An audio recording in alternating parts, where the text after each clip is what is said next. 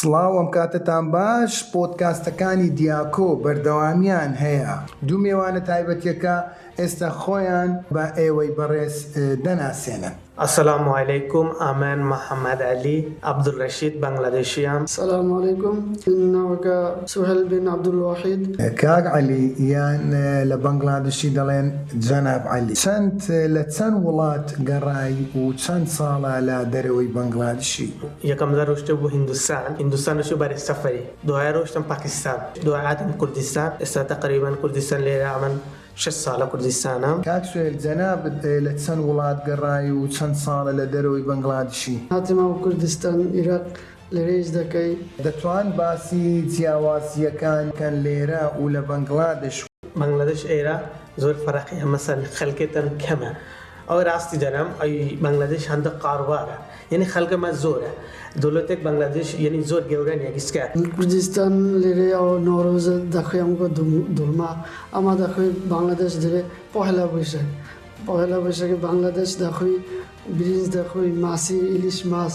علی باشە لۆ دەڵێن ینی موزیک و فیلمینگۆ هی بەنگلادێشی وەکو هیندیە، ڕاستە؟ ناباوە ئیشتەوە هەیە، هیندی زەبانی خۆی هەیە، زبان بنگلادێشی هم زبان خۆمە، فەرقە زۆر فەرقە. خۆمە هیندی نییە، بنگلادێشیمە. ئەوە گۆرانی هیندی. توم پاس ئایێ یوم مسکورایێ، ئێستا پێیان دەرە بنگلادێشی. بارێ بارێ بابیەکە بۆ شێنیرۆلای رێ.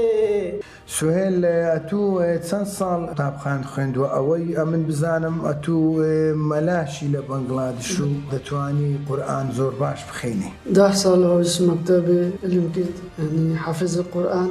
أعوذ بالله من الشيطان الرجيم بسم الله الرحمن الرحيم تبارك الذي بيده الملك وهو على كل شيء قدير. علی و سوهێل، ئێوە چۆن ئاوا فێرە زمانی کوردی بوونەوە؟ جیاوازی لە نێوان زمانی کوردی و زمانی بەنگلادێشی چییە؟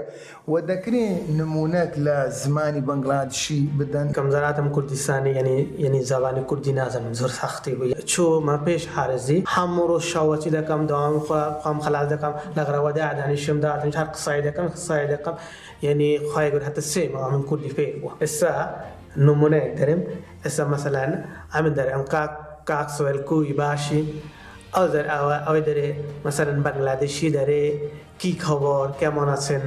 یەکەم جارە من هاتمەوە کوردستان، هیچ نازانی کوردی، دەرم چی قسە دەکەم نازانم. دوای ئەوش ئیش دەکەی برادەری هەبوو، ئەوش فێر دەکەی دەرێ ئەوها. چۆنیەتی مامەڵەکردن و هەڵسوکەوت لەگەڵ ئێوە لێرە، هەڵسوکەوتکردن لەگەڵتان بە شێوازێکی باشە، مشکلە نییە، نەفەرەکە زۆر باشە. ما زۆر ڕازیەم ئەمە لێرە، مە بەنگلادێشیەکەم ئێرە خەڵکی کوردستان زۆر باشە. خاوێنی زۆر گرنگە، ینی لێرە و لە بەنگلادێش جیاوازی هەیە. من دڵنیام ئەوەیە من بیستیتم لە بەنگلادێش بنیش ڕێ بدات سەرزەوی پۆلیس دەیگیری، ئایا شتیوا هەیە؟ بنیش یعنی ناجادە فرێدەن مەمنوعە، یعنی جادە بێنێ خۆی زانین جادە یعنی قیرە یعنی خەرخەرە خۆی بنیش فرێدەی ئەو خاین نەبیتە. کلینیز هەر نەفەری دەبی ئێستا مەسەلەن ئەمین کلینیز مەسرەفی کردە دەبی خۆم فرێدە و ناتەناقیش نابێ نەفەریش کە دەگیرێ، ئەوەش بایرسە. دەرێ موز دەخوی، ئەگەر موسەکە زادای فرۆ نەدە دەرێ خەتەر، ئەوش نەفەرێکە و پێ دەچێت ئەوش دەبی بەر دەبی.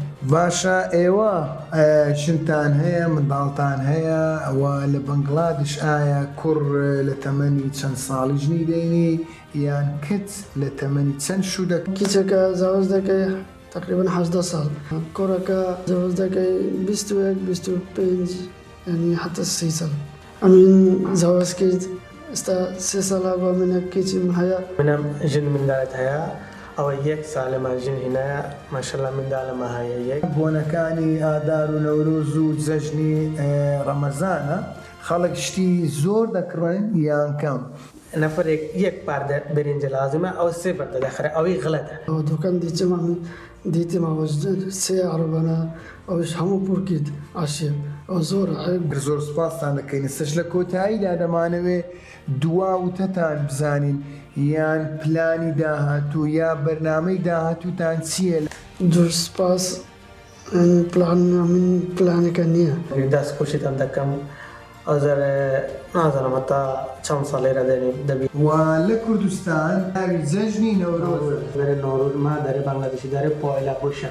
پۆیلە بۆشە پۆیلە بۆشە پیرۆز هێژنێکی کۆنی کۆردا بەخۆشی و بەهاتەوە پایش پکاوری سێمای پکاوری ناچۆ جونۆری ئید ئید ئید ئید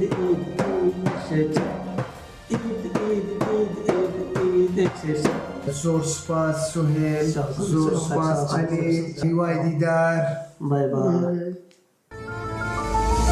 A leader is you.